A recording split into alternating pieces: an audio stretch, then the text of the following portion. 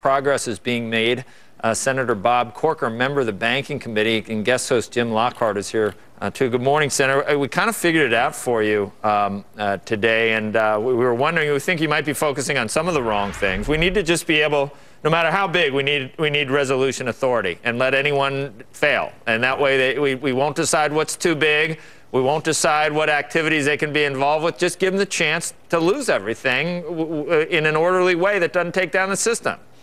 I couldn't agree more, and that is the essence of this piece of legislation. I know you mentioned Dodd and Corker, and certainly we're working 24/7 with Dodd's team and him, of course, but Mark Warner is highly engaged. We spent a lot of time with him yesterday. We have a meeting jointly with Treasury today. Judd Gregg and Jack Reed, heard y'all talking about derivatives before I came on, are working on that topic, which is very, very important. So there are a lot of people engaged in trying to get this bill right.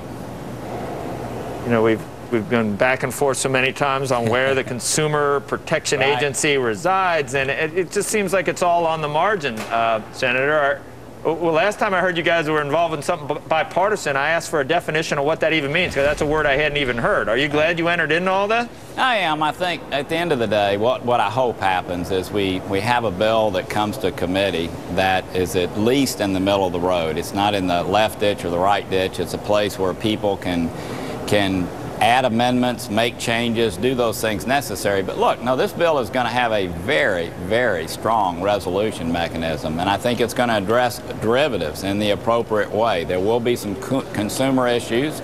We'll deal with some of the capital issues that have been discussed, and I think it's going to be a solid bill. I don't think we ought to try to pass legislation that solves every problem in the world. I think when we do that, we end up with things like is happening right now with health care reform. So I think we need to be as surgical as we can, address the issues that we have the data and the facts to be able to address, and there'll be other legislation that comes down the road. But I think we have an opportunity to put in place a very solid bill that certainly, if nothing else, will do away with, in the American vocabulary, the fact that any company is too big to fail. And I think that's important. I think that's important for market discipline, and I hope we get it done.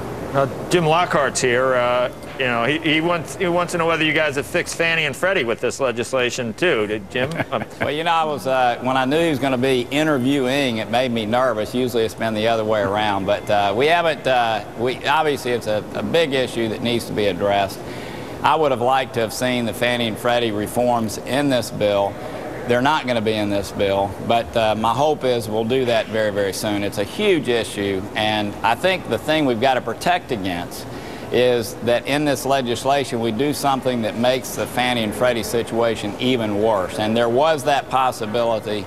I don't think that's going to happen now, and obviously it's an issue that all of us need to be concerned about. We have probably $400 billion in direct liabilities over time to these companies, not to speak of just the implicit issue on all the debt. I've asked that it be, you know, part consolidated as part of our balance sheet, not because I want to do our country harm, although it should be, but because I think we need to address that issue. And Jim was very good about trying to do that. He didn't have all the cards in his hand that he needed, but we in Congress need to fix that and need to fix it soon. Well, I agree with you, Senator. We certainly do need to fix it soon, and I'm hoping that the dialogue starts as soon as we get the regulatory reform finished. But on the regulatory reform, where are you on the consumer protection side? Because I think that is really a critical issue here. It is a critical issue, and you know, without sort of dribbling out pieces, I think we've about reached a balance that is an appropriate balance. You know, I met last week with Mitch McConnell and Richard Shelby and Judd Gregg and Mike Crapo to sort of talk about the state of play. There are some administrative issues that will be worked through today and tomorrow, but my sense is we've got that about right. And it's an issue that, if you get it out of balance, could do tremendous damage to our financial industry. But I think it's about right, and I know that I'm sort of filibustering on the issue, but I'd rather wait. Let's get everything out on the table. Let's let people on both sides of the aisle amend it, debate it. But the goal is, again, to have a bill that's presented to committee that's close enough to the middle of the road, in balance, that people can really offer some constructive amendments. All right, Jim, keep going. Well, from your standpoint, when do you think the bill might happen? We hear every week it's going to be introduced. Well, I've never said when it's going to be introduced. I think that Chairman Dodd should speak to that. I think the important thing is to get it right, and literally the staffs are working 24/7. I mean, like literally, okay? There's something happening around the clock on this bill. So Jim, I think you know how important it is to do that. You can end up with so many unintended consequences when you pass a piece of legislation that you think does this, but it has these other effects. And so I think it's going to be soon. My sense is that during this legislative cycle before recess, we're going to have the opportunity to debate a bill in the Banking Committee. Look, Chairman Dodd needs to announce when that's going to be. Well, good luck, because I think it is extremely important to get this right. As you say, I think we need to really understand and solve the problems so that we don't have another crisis.